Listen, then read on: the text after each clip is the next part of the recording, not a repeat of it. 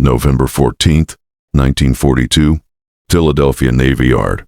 A massive shell weighing 2,700 pounds is fired at a steel plate 12.1 inches thick. The projectile strikes at over 2,000 feet per second. The impact sounds like an explosion. Dust and metal fragments scatter in all directions. Engineers dive behind concrete barriers, officers clutch clipboards, and for a moment, the world seems to stop. Then silence. Everyone is staring at the steel plate. The shell has passed clean through. This was no ordinary test. The plate was angled at 19 degrees, simulating the exact positioning of the main belt armor on the USS Iowa, America's most powerful battleship, and the shell that tore through it, the Mark 8 Super Heavy, the same type Iowa would fire in combat. In one terrifying moment, the most powerful battleship in the world was proven vulnerable. The shock of that test had consequences no sailor or officer would ever know. The armor meant to protect thousands of men was shown to be ineffective against the very weapon the ship itself would fire. The official report, stamped top secret and locked away for decades, would reveal a truth that would have terrified the Pacific Fleet. Iowa-class armor could not stop a Mark 8 shell at ranges below 18,000 yards. But this story doesn't start in 1942. It begins 4 years earlier, in January 1938, with a naval architect named Captain A.J. Chantry. Chantry sat at his drafting table facing an impossible problem. America needed battleships fast enough to escort aircraft carriers, heavily armed enough to take on Japanese battleships, and armored enough to survive a direct hit. The Pacific was becoming a nightmare. Japan was expanding, Germany was aggressive in Europe, and Italy controlled Africa. The United States Navy looked at the ocean and saw a threat growing by the day. The issue was simple, but brutal. America's battleships were too slow.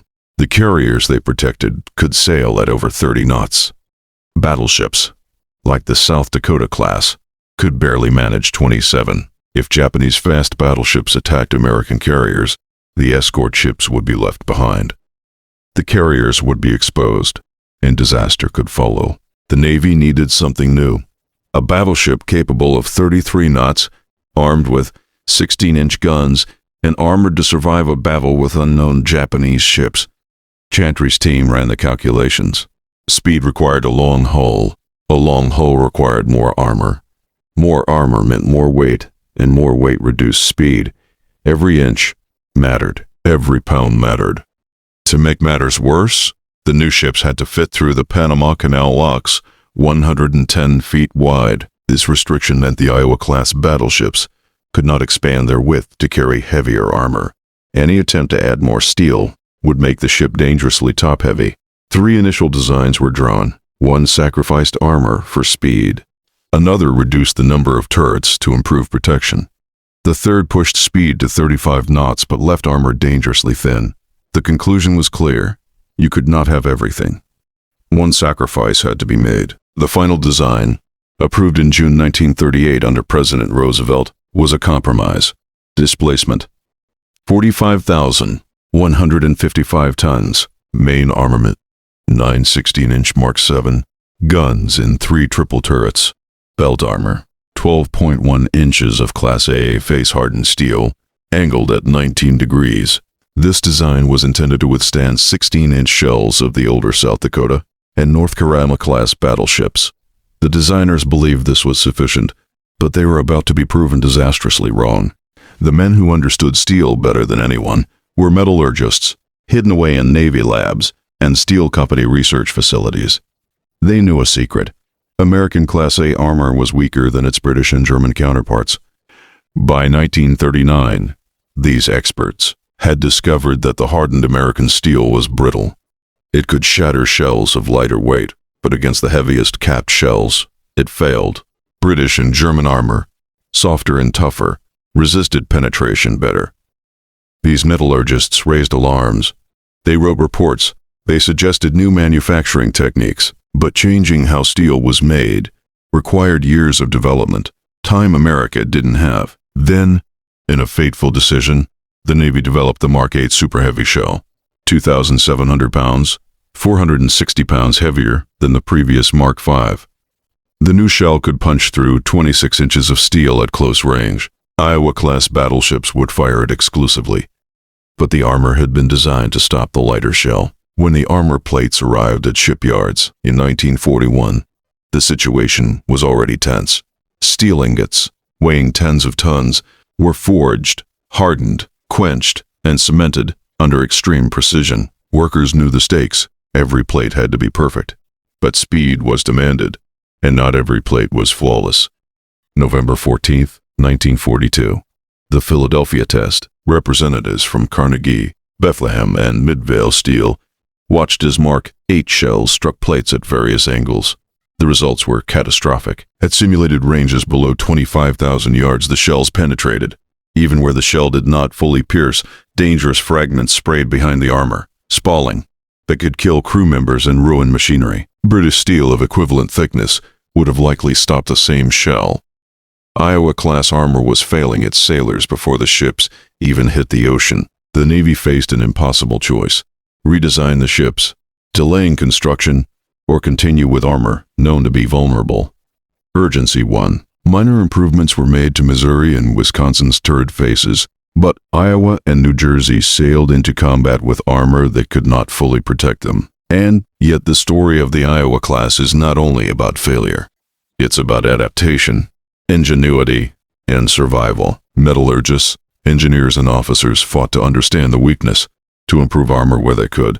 The limited improvements on Missouri and Wisconsin showed what was possible when science, engineering, and tactical thinking aligned. But for Iowa and New Jersey, their crew would have to rely on speed, radar, and strategy rather than steel to survive the Pacific War. By the time Iowa arrived in the Pacific in 1944, the Navy had a doctrine built around the armor's weakness: maintain distance, strike first with radar-guided gunnery, and never allow an enemy battleship to close the range. The real test of this doctrine would come when Iowa faced the Japanese fleet, including the Yamato, the largest battleship ever built, with guns capable of destroying Iowa at extreme ranges. By early 1943, the Navy was acutely aware of the vulnerabilities in the Iowa-class battleships. Reports from Philadelphia and ongoing tests had shown the shocking truth: even the heaviest armor could fail under the right or wrong conditions. But the war was accelerating.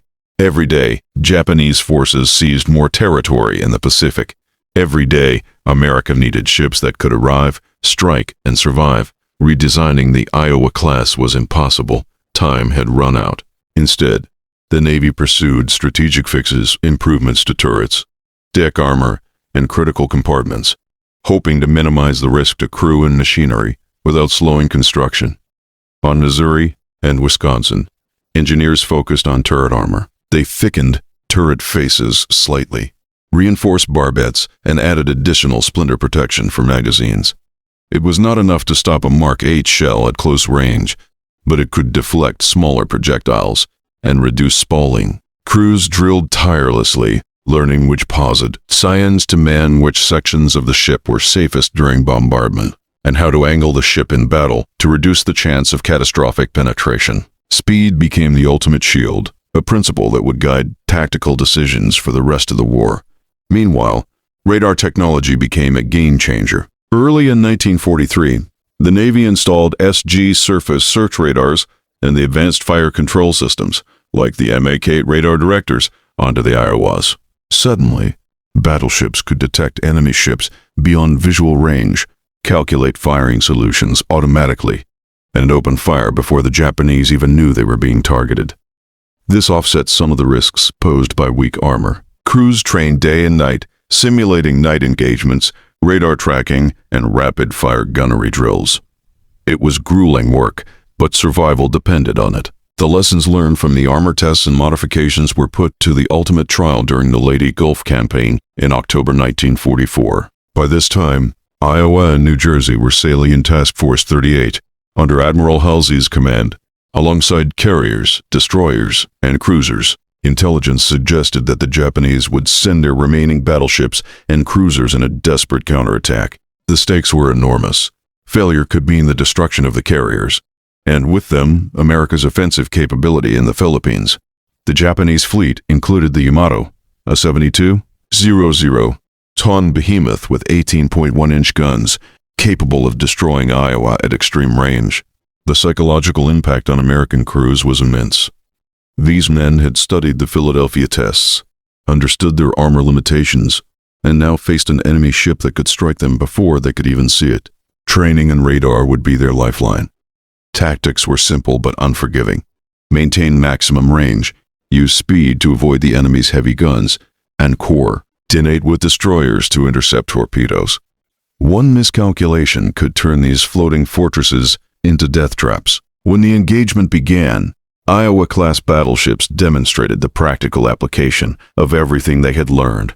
Using radar-directed gunnery, they opened fire long before the Japanese ships could close in. Shells from 16-inch Mark 7 guns cut through superstructures, toppled turrets, and shredded bridges. Yamato returned fire, its massive shells plowing through the water dangerously close. But the angled armor and high-speed maneuvers minimized the damage. Every hit, every near miss, tested the calculations from 1942's Philadelphia trials in real combat conditions. Yet, survival was not guaranteed. Spalling remained a deadly threat. Even when shells did not penetrate completely, metal fragments ricocheted inside turrets and compartments. Crews suffered casualties, not from direct hits, but from flying armor shards that acted like shrapnel. Firefighting teams moved relentlessly through smoke-filled corridors, plugging leaks and extinguishing fires caused by spalling or minor penetrations. Each sailor understood the reality. Armor was not protection, it was mitigation. Survival depended on skill, coordination, and a little bit of luck. The battle also highlighted another weakness: deck armor. Japanese shells were designed to pierce from above. At long ranges, their plunging trajectory threatened the decks more than the belt armor along the sides. Minor improvements had been added during construction, additional 2-inch steel plates over magazines, but they could not stop a direct hit from Yamato's main guns. As a result, the ships relied on movement and evasive maneuvers to minimize exposure. Radar tracking allowed them to predict enemy fire and execute high-speed turns, zigzagging to reduce the likelihood of direct hits. By the end of the late Gulf engagements, the Iowa-class battleships had proven their worth. Missouri and Iowa had suffered minor structural damage, and while casualties occurred, the ships survived direct combat against some of the most powerful naval artillery in the world. The lessons from Philadelphia, Dahlgren, and countless engineering tests had been applied in real conditions. Strategy and speed compensated for armor limitations. Technology had filled the gaps that steel alone could not cover. However, these victories came at a price. Crews remained constantly on edge. Every shell, every flash on the horizon reminded them that armor could not save them from a lucky hit. Engineers continued to study damage reports, proposing incremental improvements for surviving the next battle. Even with radar and high-speed maneuvering, the threat of a catastrophic penetration was never far from anyone's mind. Every engagement was a test of human skill against steel, fire, and mathematics. By mid-1944, the Pacific War had shifted. Japanese forces, facing relentless losses of ships, planes, and territory, resorted to desperate measures. Kamikaze attacks, pilots deliberately crashing into American ships, emerged as a new, horrifying threat for the Iowa-class battleships. Built to withstand shells and torpedoes, these suicide planes introduced an unpredictable element. Armor could stop most projectiles, but it could not prevent a fully fueled aircraft from piercing decks and detonating inside the ship. Crews had already internalized the reality. Surviving gunfire was a calculation. Survival against kamikazes was chaos. Radar and anti-aircraft batteries became the first line of defense. Every morning, gunnery teams checked their 40mm and 20mm guns, ensured fire control radars were operational, and drilled in rapid target acquisition. Despite these preparations, the attacks were terrifyingly effective. In the Battle of Okinawa, ships like Iowa and Missouri faced waves of planes diving from above at speeds exceeding 350 miles per hour. Each strike risked catastrophic damage. Each missed interception could mean fire in magazines, ripped decks, and casualties in hundreds. The psychology of the crew was under immense strain. Unlike conventional naval engagements, kamikaze attacks offered no warning, no patterns, no chance to negotiate with the enemy. The sea itself became a battlefield, where every horizon could deliver death. Officers coordinated lookouts, gunfire patterns, and evasive maneuvers, all while keeping morale steady among hundreds of sailors. For younger crew members, many barely out of adolescence, the daily routine was a blend of discipline and dread. Training was now as much about survival instincts as technical proficiency. Armor again proved both a limitation and a partial safeguard. The Iowa class had reinforced decks and belt armor capable of deflecting shells, but no ship could absorb a plane loaded with explosives crashing directly onto a magazine or engine room. Minor upgrades, such as additional splinter shields and compartmentalization, mitigated damage, but the human element remained critical. Damage control teams became heroes of necessity. Firefighting, patching holes, and rescuing trapped sailors defined their days and nights. One lucky misstep, and months of preparation could be undone in a single crash. Despite the danger, battleships continued to provide critical fire support. Their massive 16-inch guns pounded Japanese fortifications on islands like Iwo Jima and Okinawa, destroying bunkers, artillery positions, and supply depots. The contrast was stark. Above, kamikaze planes screamed toward them. Below, enormous shells carved deadly paths through fortified islands. Survival depended on vigilance, teamwork, and luck. The combination of speed, armor, and firepower allowed the Iowas to remain formidable despite the new aerial threat. The final months of 1945 demonstrated the ultimate test of these ships' resilience. Missouri, Iowa, and Wisconsin moved closer to Japan, supporting the massive bombing campaigns and invasion preparations. Air attacks were relentless. Crews perfected coordination between radar operators, gun directors, and lookouts. Each kamikaze intercepted before impact felt like a victory. Each successful hit a sobering reminder that armor and training could only do so much. Fires tore through decks, explosions shook the hull, and yet with skilled firefighting the ship survived. The lessons learned from earlier armor tests in Philadelphia and Dahlgren were now applied in combat against a completely different enemy. Missouri's deck became legendary during the final surrender ceremony in September 1945. On that ship, Japanese officials signed the terms of surrender, marking the end of hostilities. For the sailors who had faced shells, firestorms, and kamikaze attacks, it was a bittersweet moment. The ships had survived against odds that no designer could fully account for. The Iowas had endured not just enemy fire, but the unpredictability of human desperation, speed, and sheer destructive power. Their armor, reinforced decks, and tactical adaptations had saved thousands of lives and ensured the effectiveness of the fleet. In reflection, Part 3 shows that survival was never guaranteed.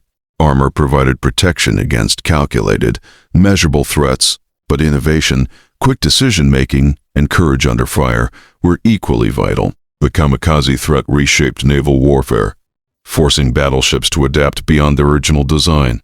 The combination of engineering, tactical acumen, and relentless human determination kept these massive ships alive while projecting unparalleled power across the Pacific.